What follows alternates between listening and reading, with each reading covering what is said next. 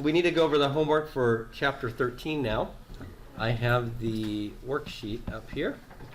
So this is on the demonstratives. You know all about demonstratives. You are experts in demonstrativity. And so let's see if there's any parsing questions on the demonstrative section. Any questions here on the demonstratives?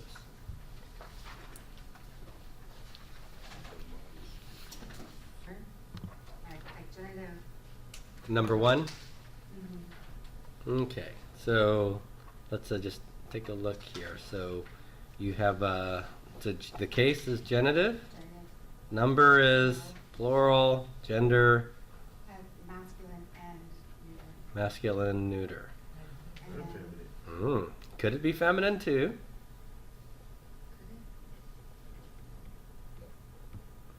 What do y'all think? Oh yeah, it could be. Yeah, could be all three, couldn't it? So any of those three. That's right. Okay. Good. Now I do recommend when you are writing your lexical forms for the demonstratives, especially the near demonstratives, that you practice writing all three. Okay. Hutas, halte, and tuta. Okay.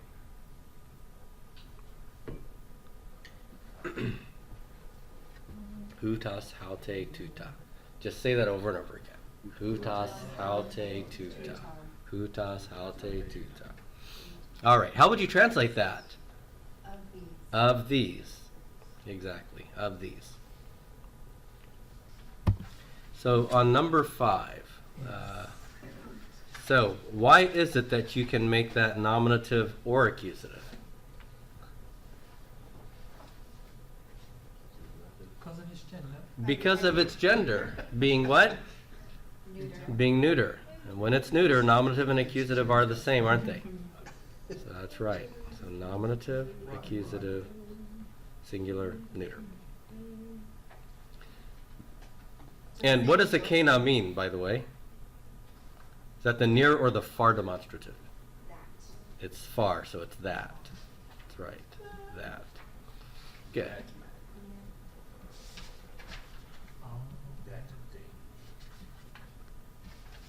Now, since the forms of a kenos are all very normal, I don't necessarily think you need to write it 3 different times with the different genders here. Just remember it's as, a, right? A kenos, a kene, a kena. You might want to do it like this to remind yourself that the neuter form in the nominative is just an omicron at the end.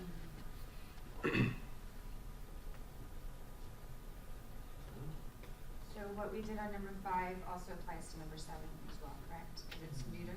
Yeah, so tauta, so that's neuter, but it's not singular, but Plural. plural, right? So nominative, accusative, plural, neuter.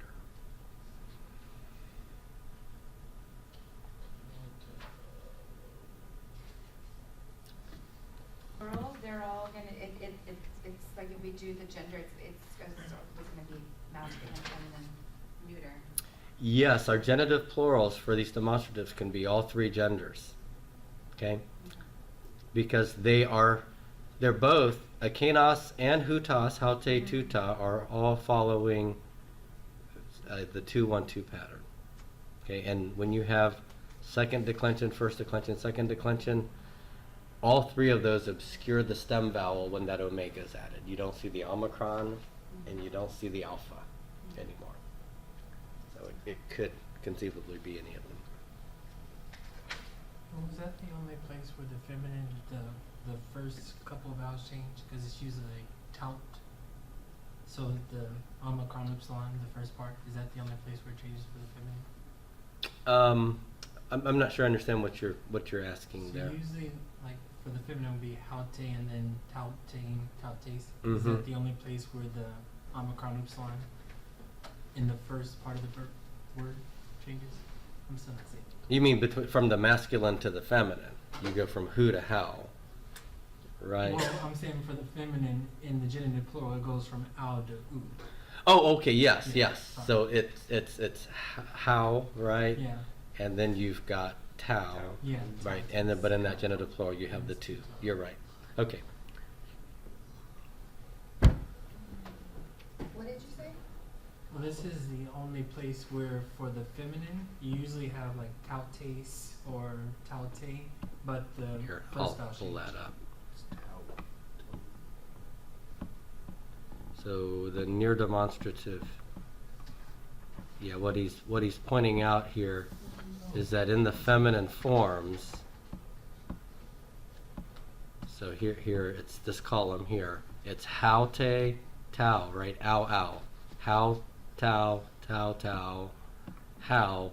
It's only in the genitive plural that I go back to two-tone, but then I'm back to tau, tau. Okay, so this is the only place that it's not in alpha, upsilon. Okay. Okay. All right. If I could, just for a moment, you guys are all so reticent about asking questions here, is to draw your attention to alte in number 4, haute number 8.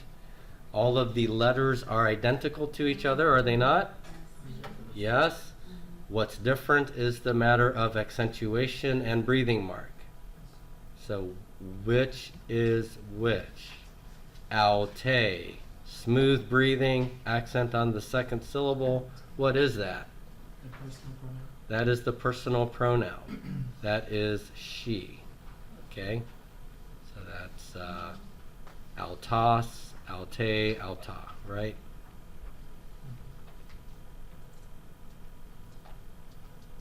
So that's she. Haute, rough breathing and accent on the first syllable.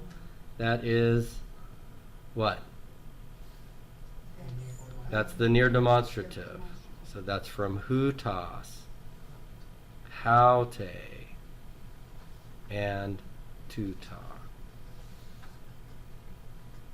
Okay, so you're going to translate that as this woman or this.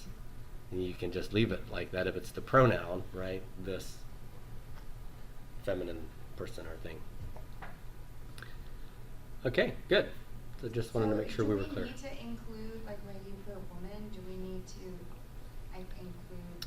You don't have to. You could give me a translation that's just this for haute. I just put it this here just to indicate that this is a feminine form of this, but in English the word this isn't marked for gender, is it? No. This could refer to a masculine or feminine or a neuter thing. Okay, so shall we move on to the next section?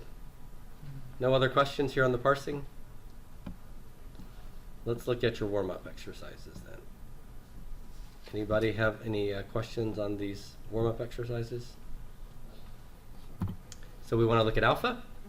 Okay, so everybody, let's say this together in unison. Ek tu kosmu tutu. Okay, so ek tu kosmu tutu. Is there a demonstrative word here? Tutu. Yes. Somebody's wearing a tutu. Okay. Is tutu the near or the far demonstrative? Near. And I'm going to translate it as this, right? This. Okay. Does this accompany some noun and agree with it in case gender number? Yeah? Yeah, tu kosmu is genitive, isn't it? So all of them share that case ending, that genitive singular case ending. And that means that I've got a choice, right? This is either functioning as a demonstrative pronoun or a demonstrative adjective. Which is it? It's the adjective because it's modifying a noun. Okay? Now my demonstratives, do they go in attributive or predicate position though? What did we learn? Predicate position. They go in predicate position, which means there won't be an article in front of them. Notice there's no article here. Okay, so it's juxtaposed with a noun, but it doesn't have the article in front of it. That's the predicate position, but I'm still going to translate it as if it were attributive. Which world? This world. Add the ek, and it means what? Out of- Out of this world. And of course, Greek is out of this world, isn't it? So out of this world, or from, meaning, from the inside out, going this world. Okay, great. Now let's just compare that to beta here. We have ende, tais, hemerais, akenais. Remember, de is a sentence level conjunction. It joins clauses together, and it's postpositive. So I'm going to translate it first, even though it has to go in second position in my sentence. So I might say something like and, or but, in tais, hemerais, akenais. Do I have a noun here? Do I have a demonstrative here? Do they agree in case, gender, or number? Is it the pronoun or the adjective use of the demonstrative? It's the adjective use because it's accompanying a noun and agreeing in those three ways.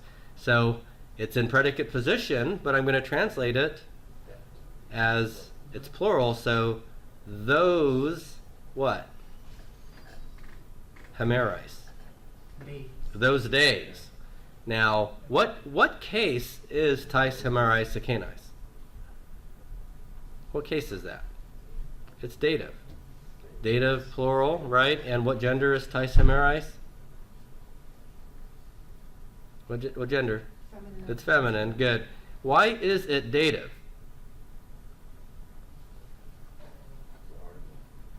Well, no. That's you're telling me maybe how you know it's dative. I'm asking why did the writer use the dative and not the accusative case?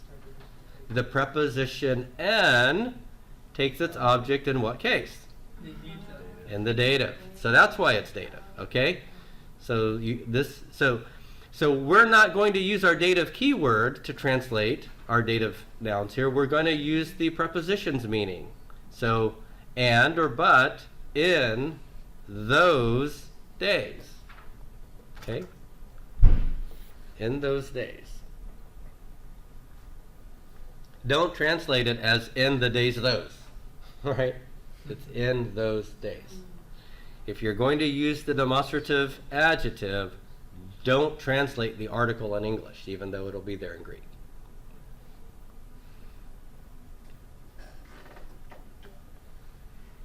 Okay. Any other questions here? Okay, let's look at gamma. Let's read it together. Ready? Post estin tuta. All right. And look at the punctuation here. What is that telling you? This is a semicolon in English. It's a question mark in Greek, isn't it? So, what does post mean? How? So that's our question word. This is what gives us the right to use the question mark at the end. How? Estin is. Yeah, how is. And then tuta, is that a demonstrative word? Near or far? Near. So how might I translate this? How might I translate this? Get it? Yes. So how is this? Meaning, how is this possible, or how is this so, right? But how is this? Now, notice, there is no noun that tuta accompanies like the demonstratives did over here in beta and alpha, right? So this is not an adjectival use, but a pronoun use, okay? I heard substantival, but basically pronoun is doing what substantival adjectives do, right? They function as nouns. So this is a pronoun. So how is this? How is this? By the way, what gender is tuta? Yeah, it's neuter. So how is this thing, or how is this situation possible? So since this is this the nominative case, and it's like a predicate nominative? Yes. So this is nominative, and I would say that this is the subject, this is the verb, and post is not really functioning like a noun here. It's like if I were to not ask a post question using a copula like estin, but a real verb, I might say something like, how did Jesus call you? Right? how did Jesus call you? Jesus would be the subject, call would be my verb, you would be my direct object. Post does not have any of those grammatical functions of subject or object or anything like that. Okay, it's questioning the manner in which the sentence happens. Okay. Okay. Okay, so take a look at epsilon here. Kai ekenois apen. What case is ekenois? Dative plural. Yeah, so see that iota sigma there, that's dative plural. All right, and the omicron helps me to know that it's one of two genders, right? Masculine or neuter. Okay, is there a dative plural noun that this accompanies and agrees with? No. So is this the pronoun or the adjectival use of ekenos? It's the pronoun, okay? So I'm going to translate this how. And ekenois apen. What's apen mean? And he said, ekenois. To those. Yeah, he said to those. And in English, does it sound good to just leave it like that? And he said to those. We'll probably want to add a masculine plural noun to make good English out of this, right? So and he said to those men. Or he said to those ones over there. Those ones. Those ones. You could say he said to those, but without more context, it sounds sort of funny to us, right? We might say something like, he said to those, and not these, bring me my slippers. But either way, the Greek is telling us more than the English is telling us, right? Those is only telling us it's plural. The Greek is telling us that it's masculine plural or possibly neuter plural, depending upon what it's referring to. Could this be one of those cases where the demonstrative weakens and you can use it like a personal pronoun? It is possible. Now, I have a theory about this that I'll share with you maybe later down the road. But even when hutos and ekenos seem to weaken in their demonstrative force and are translated in many of our English Bibles as simply he, I do still think that there is a reason that the writer used the demonstrative and not a regular third-person pronoun. And we can talk about that some other time. But I really do think that he had a choice, and he used the demonstrative for a reason. All right. Any other questions here? So looking at zeta, you're taking the hutos. How are you understanding the hutos here? As being a pronoun. Okay, yeah, so this is a pronoun use of the demonstrative and not an adjective use. So we're going to translate this as this is, right? This is. This is. Mm-hmm. If I had a noun like hutas ha anthropos esten ha huiasmu, then it would be this man is. Okay? But there's no noun that's slapped up side by side with hutas that it agrees with in case, gender, or number. This is the subject, this is the verb, and then this is my predicate nominative over here. It's what this is. This is my son. So what does that accent mean on the omicron? Yeah, good question. The situation here is that you may have seen there are many times when estin does not have its accent mark, right? It's enclitic, that is to say it's leaning backwards on the previous word for its accent, as it were. So notice, this is unusual in that I actually have two accent marks on hutas, don't I? Yeah. Normally I have one. The only time I can get two is if the next word has lost its accent and leans backwards on the prior word for its accentuation. So this is called an enclitic word. Enclitic, right. Proclitics, they also lose their accent, but they rely on the following word for their So proclitic means leaning forward. Enclitic is leaning backwards. So So to just to speak. clarify, the accent doesn't. The accent doesn't mean anything. It doesn't change the meaning of this at all. That's right. So this is my son. It leans just the way it leans. Mm-hmm. Yeah.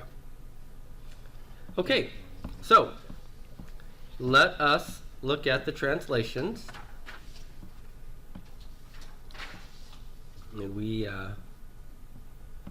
can tackle anything you want.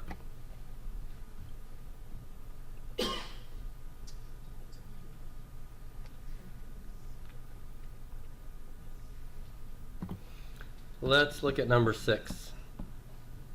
And why don't we read the text together, okay? You ready?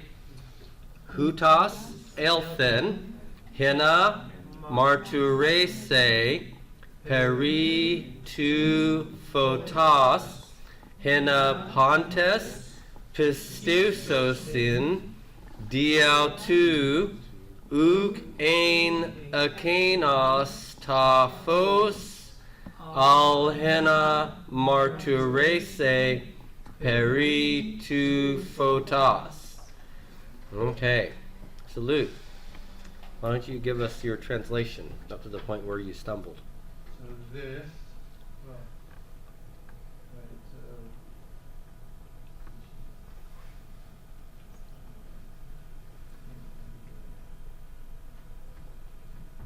Okay. So basically, we're starting off with this, Mm-hmm. right? He, she,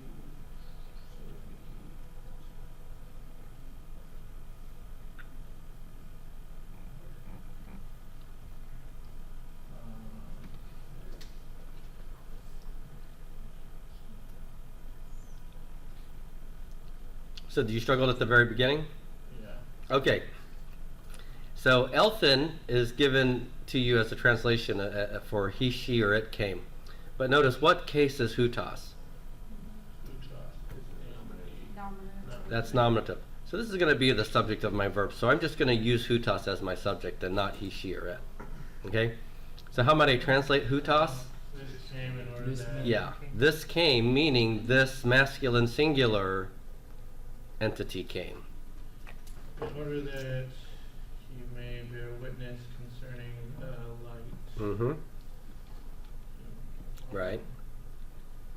In order that, Mhm. we'll use it again, that they might believe, well, that all might believe. Yes, That okay. all might believe. What case is Pontes?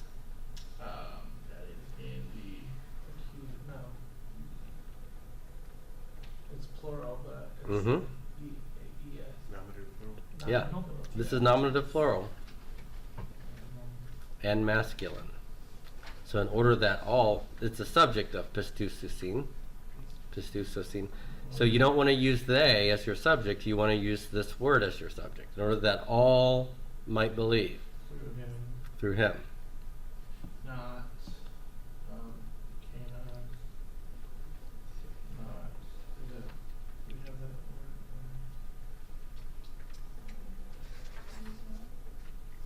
Except. So not.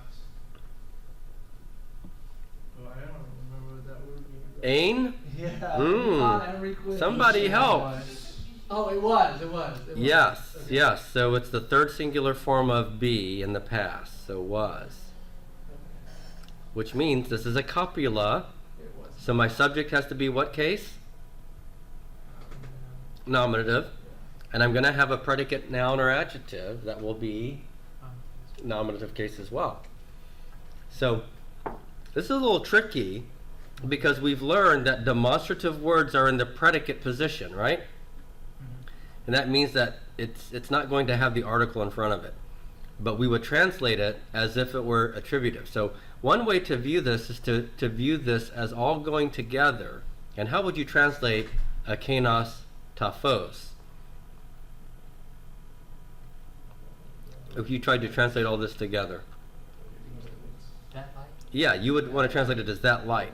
There's one huge problem with doing this. What's the problem?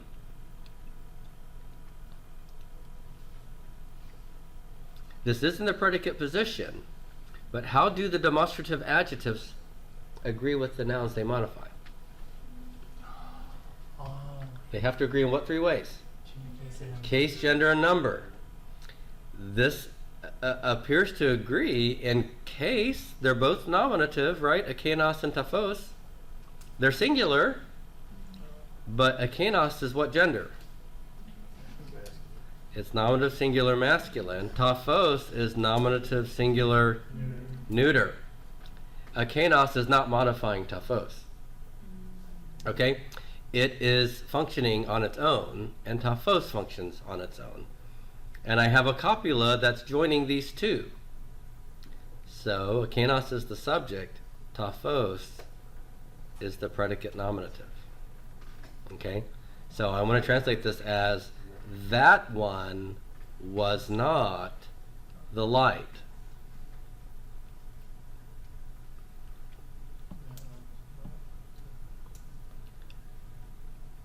Al hina marturese peritu photas.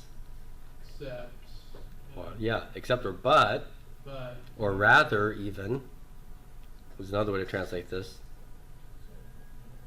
In order that Marturese, in order that, and he's giving you the translation up here at the top, right? In order that Oh, that is right. Yeah, in Mhm. order that we. Is it? he, He. in order that he may bear to the witness. Yep, exactly. All right. So you have to read your forms grammatically and make sure you pay attention to the gender and number.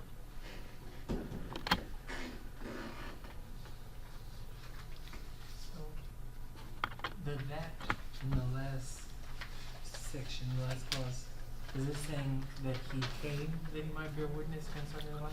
Yes, I think that's the idea. So, you're told this at the beginning, right? Hutas came, this one came, that he might bear witness concerning the light, so that all might believe through him. That one that I'm talking about wasn't the light, but rather, and it's repeating the idea, I think, the elephant is understood. He came in order that he might bear witness. Not to be the light, but to bear witness to the light.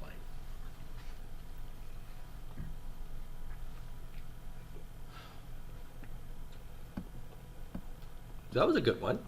Thank you, Luke. So we have a request for number 8. Let's take a look here. No one else has a number. All right. Don't throw any stones. Let's read this together, shall we? Ready? Kai pas ha echon tain el pida tautain epauto hagnidze heauton kathos ekenas hagnosestin. Okay, so how would you translate this, Kyle?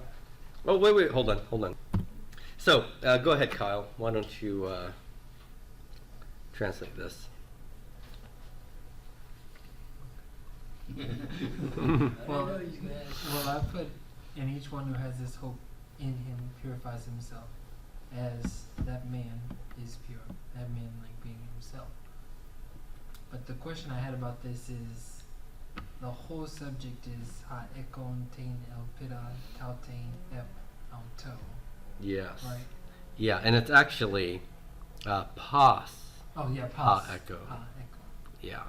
So I would translate this as everyone who has this hope in him purifies himself. So by the way, the auto, is that a pronoun or an adjective use of autos? Pronoun. It's a pronoun. What's the referent of the pronoun? It's the pas ha echo, right? Everyone who has this hope in him. Okay.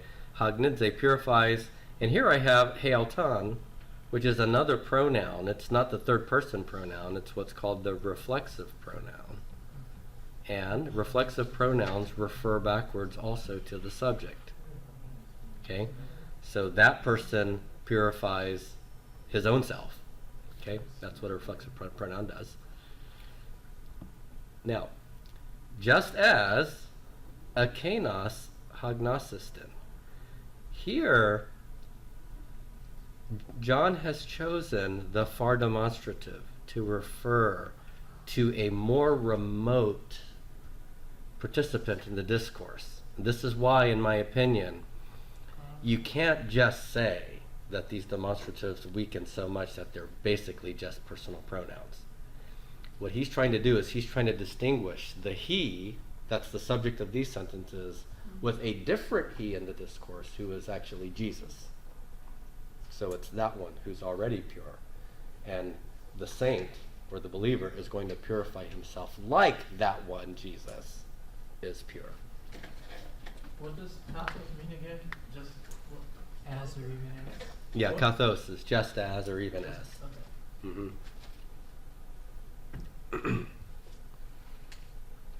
Like, sometimes it's like when you're translating these, you know the verse. So Mhm. it's like super hard to not like. Yeah, it is. That's really, it's a challenge not to just let your knowledge of the English way of translating this take over. Well, see, So I that- think it actually would have helped me, because with that man, I was thinking back to the first person. But when I Mhm. read it in English, it makes sense that it's Jesus. Right. Yeah. And So it would be better to put, I think. even as, well, I mean, just as is perfectly acceptable there too. It's giving you a pattern, right? Does the ESV Just- put as though? No, it just puts I can't as. remember how the ESV renders that. Purifies himself as he is pure. It probably, yeah, Yes. probably it's just It as. says Yes. as. Just So as. that's why I'm like, it's, no, I wish. Mhm. Yeah. Yeah, but what I think is important is if you were reading this text from the beginning of the chapter, you'd be tracking the participants through the use of these different pronouns and demonstratives, Yeah. because John's trying to help you know, because we're talking about third person entities in the discourse, right? Mm-hmm. So who am I talking about here? So he uses these demonstratives to try to disambiguate that for you. But you're not seeing the whole discourse in this little snippet, so it's hard to read it properly just with that little portion. For F auto, is it okay? Well, two questions. For the F, what we learned is for the dative is on the basis or et. Mm-hmm. And it seems like obviously it would be in this case. Yeah, so that's yeah. okay, right? It is, and if you were to look up epi in the BDAG lexicon, it's very lengthy. There are so many semantic relationships that epi can indicate between the whatever it's modifying and the object of the preposition. And then for auto, is it okay to say himself, or would you rather not do that? You might need to use it to make it clear in your English translation. But I think that if you just said in him, so everyone who has this hope in him, I don't know that there's any other referent that you could imagine it being than the one who has the hope, right? Okay, yeah. So you don't have to say himself. Okay.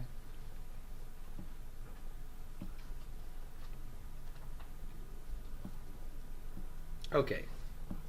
Any other questions?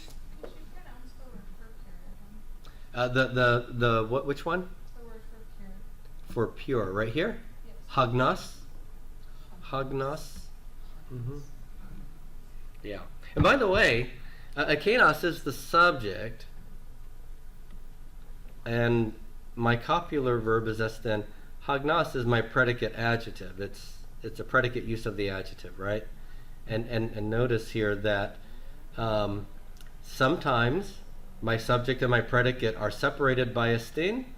Sometimes they're side by side, and you have to decide, okay, which one of these technically in my translation goes on the other side of B, right? That one is pure, just as that one is pure. Or just as that one pure is. Just remembering that that hagnos is functioning as the predicate here. Okay. Any others? 8. Okay, can I do number 2 real quick? Number 2, we certainly can. Six, Oh, it's a yeah. short one. You have a footnote on there. Yeah. Um, Let's see. So this is number 2. What's this footnote say? Well, footnote number 1.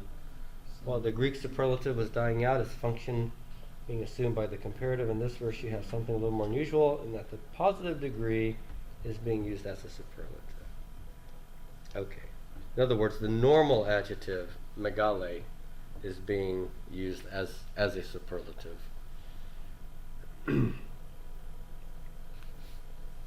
So with that in mind, let's translate this. So haute estin, well, how do we translate that? this is. This is. And then hey megale. What does megale mean when it's the normal positive form of the adjective? Large. Yeah, it just means great or large. Okay? So we'll go with great because that's the idea in the context. So the question here is you know, with regards to the command and which one is the great one or the greatest. So this is the great and first commandment, right? And what Mounce is suggesting is that this is really functioning for the superlative idea. This is the greatest and the first commandment. So we walked through in our discussion in the chapter how Greek can form the superlative. This is not the superlative form of the adjective great, but it seems to have that meaning here because he's highlighting it as the highest command. So you could translate this as the greatest.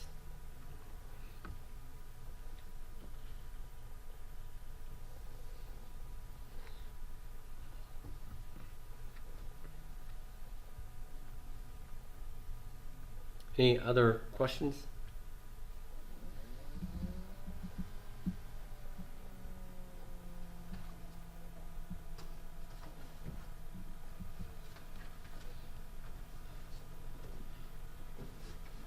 By the way, do you remember when we walked through in our discussion of the superlative, one of the ways to form the superlative is to add istos to the adjective stem, istos.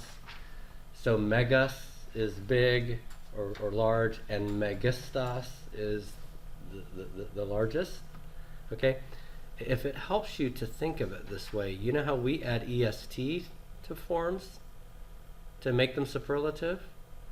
And you might think about the ist as comparable to what we do. So, since we're entering into the Christmas season, let me pull up a very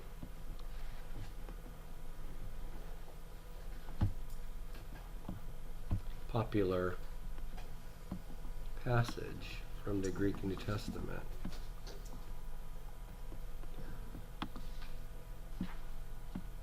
And it is in the Gospel of Luke.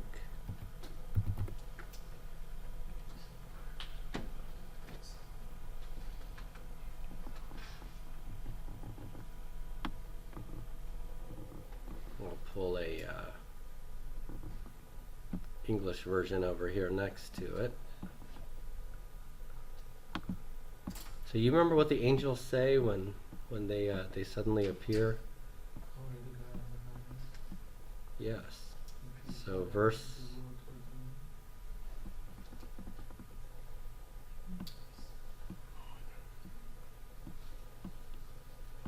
verse 14. There it is. So this is what they say. Doxa en hoopsistois theo. So forget the en hoopsistois for a minute. What's doxa theo mean? Glory and dative case of God, right? So glory to God. And then this prepositional phrase is telling you, something about that that proclamation of glory. So glory to God in, and what case does n require its object of the preposition to be in? The dative. So notice I have the ois, right? So the normal form of high would be hoopsas. This is hoopsistas in the dative plural. So it's in the highest, meaning in the highest degrees or in the highest places. Kai epi geis, and upon earth, eirene. What's that? Peace. And anthropos eudokias, among men of good pleasure, which is often rendered as,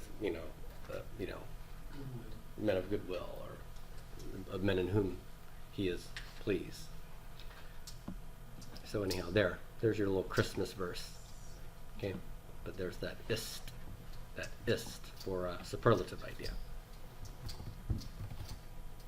Is the NASB closest to the Greek? I think the NASB is probably the most woodenly literal, Yeah. and so usually reflects Greek word orders and sometimes Greek grammar. Sometimes that makes it hard to understand, Yeah. but they try the hardest, I think, to reflect the Greek as closely as possible, and the Hebrew, although it's really impossible to do justice to either one in English.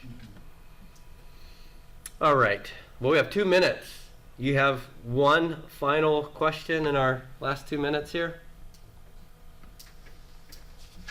Let's do number 10. Number I'm 10. just kidding. Yeah. It's a long one. No, I'm kidding.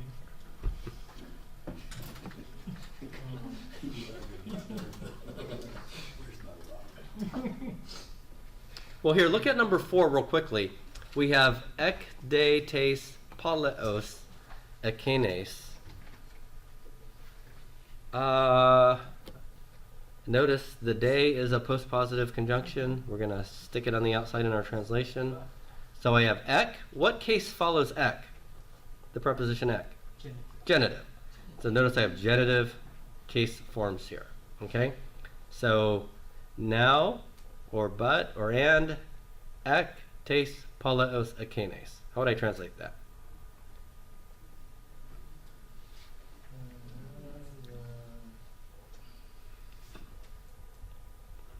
What's ek mean? Out of. Tes paleos ekenes. This is my demonstrative. Does it agree with the noun here? Yes. So I want to translate it as that, whatever the noun is. What noun is this? City. Yeah, this is city. This is the word polis. Can you tell that that's genitive case?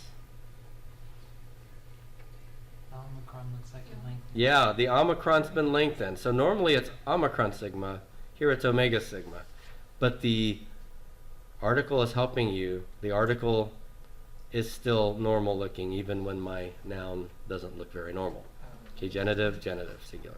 Okay, so it's out of which city? Akenes, is that near or far? It's far. So out of that city, poloi epistusan. What's palus? This is the masculine plural. It's one of your new vocab words. Many. Many masculine plural ones. Many believed. And where was the direction of their belief, or where was it directed? Eis altan. In him. There's my pronoun use of altas, right? In him. Tone, samari tone. This is a special use of the genitive. We haven't seen it a whole lot.